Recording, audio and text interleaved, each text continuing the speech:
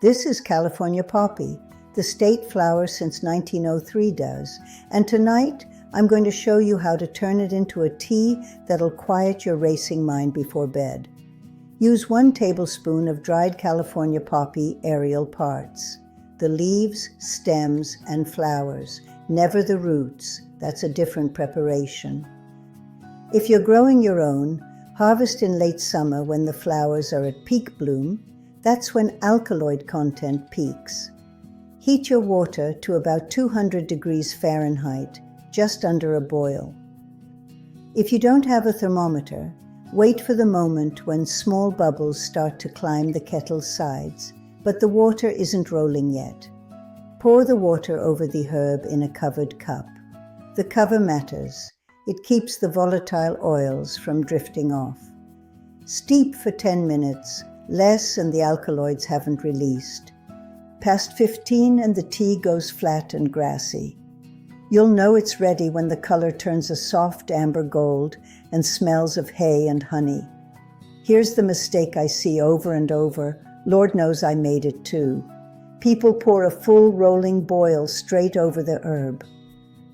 That scalding heat breaks down the compounds you're trying to extract. Just under a boil is what you want. Drink it about 45 minutes before bed, not when you're already lying there with your heart racing so your body can receive it.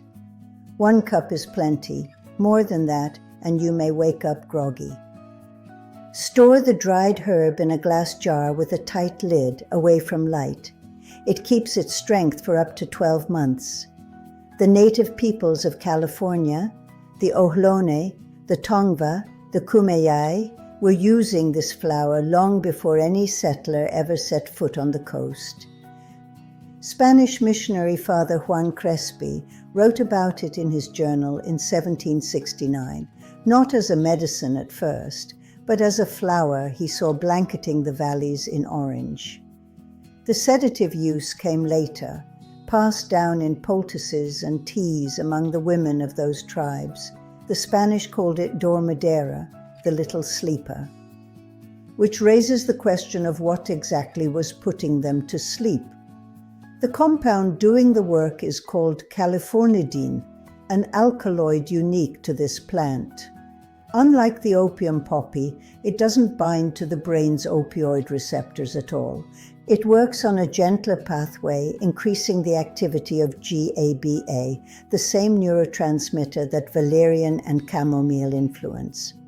A 2004 review in the journal Phytotherapia examined the plant's pharmacology and confirmed mild sedative and anxiolytic effects in animal models. Modern human trials are still few. But here's what's interesting. 3,000 years of traditional use lined up with a pathway the science already knew about. That's not nothing. And here's the part most folks don't know.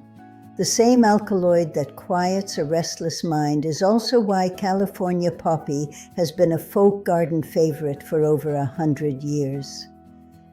It self-seeds easily, comes back year after year, and those bright orange blooms will pull a bumblebee to your porch from 50 feet away. My grandmother didn't call it a sleep aid. She called it her quiet flower. Scatter the seeds this fall, water them in, and you'll have a lifetime of tea by next summer. And a quick word, if you take sleep meds, ask your doctor first. Don't combine. So that's the flower the Spanish called the little sleeper in 1769, brewed into a tea you can drink tonight. Same pathway, a real journal confirmed in 2004. You didn't need a pharmacy. You needed a teaspoon of something the good Lord had growing in every valley. Tell me, y'all, do you grow California poppy? Free guides linked below. Next time, the wound plant named after Achilles himself.